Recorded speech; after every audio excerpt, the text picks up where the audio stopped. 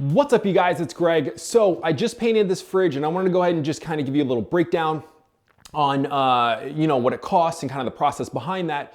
So that way, if you guys feel like you want to, you have a fridge that you want to save, or it's just something you're considering, just know how much it costs and just kind of the process behind it. Now, honestly, I didn't take any video of it because I didn't think it was gonna be that interesting of a process. And honestly, it was super simple. Like, I could just talk you through it real quick, and I'm just gonna give you all the supplies that you would need. And then I don't think I have any video of the fridge beforehand, but if I do, I'll throw that up. But if not, I know I have a couple pictures. I'm gonna show you just kind of what it looked like before. It wasn't in terrible condition, but this fridge is like a weird size, and this property is gonna end up becoming a rental. So I wanted to try to save it just because the fridge works. And I hate to throw out something that's totally good when it works. So I'm just gonna, have to just buy another one. So I'm gonna show you this fridge. So you can see, here's what it looks like. Just kind of a standard white fridge. This one's pretty small. It's a 27 by 28. And I did go ahead and do, I did all the sides, I did the front, and then I did the top up here. And what I didn't do was these handles, and I didn't know how to pull them out, so I just taped them off and just hopefully they'll look okay. As you can see, I didn't do anything with the seals, so they're still, a little dirty, and I haven't even cleaned them yet. But, you guys are probably watching this video because you're interested in painting your fridge, so I'm just gonna give you all the products that I used. So first I started out, and I picked up all the supplies, and this was gonna end up being, the product that I use is the Rustoleum Appliance Epoxy.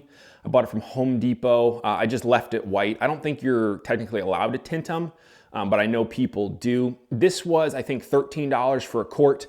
And it says right on there that if you're starting with a lighter appliance, of course I got paint all over the directions. If you're starting with a lighter appliance, basically that 2 coats will end up being enough. And this was just 1 coat. Like, I didn't do 2 coats on this. This was just 1 coat. I know this area on the fridge looks a little darker, but it's just the lighting. It actually is okay. So I started out by cleaning it with just some Lysol disinfecting wipes. You're just getting most of the dirt off there. So this was, let's see, a supplies list. This was $13. This, probably something like this you're already gonna have.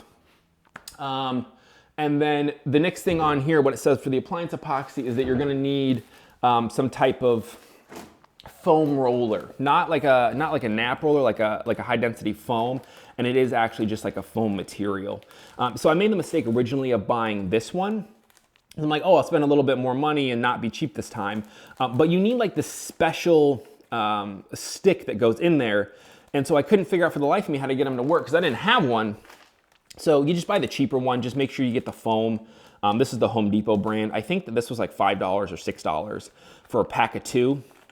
And then it's just one of these really skinny. Let's see, do I have it here? Yeah, I do have it here. It's just one of these. They're only a couple of dollars, and you can. I don't think that the foam one comes in a pack, so you have to buy these separately. But maybe that's like $8 between the 2 of them. And then this is oil-based, this appliance epoxy. So if you want to clean your brushes, you'll need some like mineral spirits or paint thinner. I have this for my paint sprayer. So that's why I buy the gallons. And this was $13 from Home Depot or $11 from Home Depot, something like that.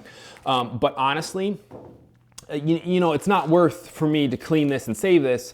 So you can just throw it out. Like, you don't have to buy that. So I would say that's like maybe an extra, but you don't have to buy that. Because if you're buying this, just buy a 2-pack. If you do 2 coats, just throw one out and then just use the other one. So, really not that expensive. So I started out by cleaning it. So you just clean it down real good. Just try to get all the dirt off that you can. And then from there, I went ahead and did some sanding. So I went ahead and grabbed 220 grit sandpaper and then just hit all of it with an orbital sander. Like, it's basically, in this step, you're just trying to degloss it, just to try to make the paint adhere just a little better. So clean it, sand it, and then from there, I went ahead and sprayed it with more cleaner. I went ahead and used this TSP. This is just what I had at the house already. It doesn't really recommend a specific cleaner, but it's what I needed to use for the cabinet, so I already had it.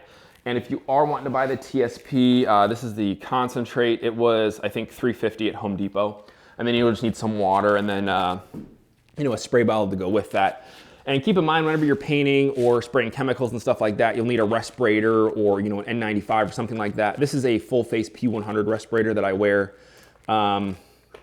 usually with all my you know, my paint jobs, and maybe not paint jobs, but like chemical jobs and things like that. Cause I always get it in my eye. Doesn't matter what kind of chemical it is. If I'm spraying it, it's getting in my eye. So I use a full face because that works for me, but you can use an N95. If you're gonna use the TSP, it does say right on there that you do want to have not only a respirator, but your eyes covered as well as wearing gloves. So I did wear gloves for that. But you could probably use a less harsh chemical and not have to go through all that step and just do normal cleaning. I think that'll be fine. So just to reiterate again, what I did was clean, then you sand. I use 220, just sand the whole thing. Just give it a quick sand, just degloss it. You'll kind of know, it'll start to wear the finish off in certain spots. And then I cleaned again, and then literally after that, it's just roll it. Like it's literally just, you just stir that up or shake it up, and then you just roll it on like any other type of paint. And you know, you can see that for basically $20, I kind of gave this fridge new life. So it's probably something that I'm gonna consider in the future. You know, I don't know about changing it to different colors, but if you're wanting to go from just like a white fridge to freshening it up, it's definitely something to consider. And I'm sorry I don't have any like, you know, of me actually doing the process. But if you want to go ahead and just comment down below if you have any questions, I can go ahead and explain something a little better. I'm trying to be thorough about it. So if you like this video, it'd be great if you'd hit the like button for the YouTube algorithm. Also, if you want to follow the channel for more content like this, as well as DIY fixer stuff. Because if you don't know, I'm Greg. I am a DIY fixer and renovator, and this currently that you're seeing right now is our first rental property that I am fixing. That we will end up renting out. So it'd be great if you support the channel, come back for more content. But anyways, hopefully this video was helpful, and hopefully you guys are able to revitalize one of your fridges.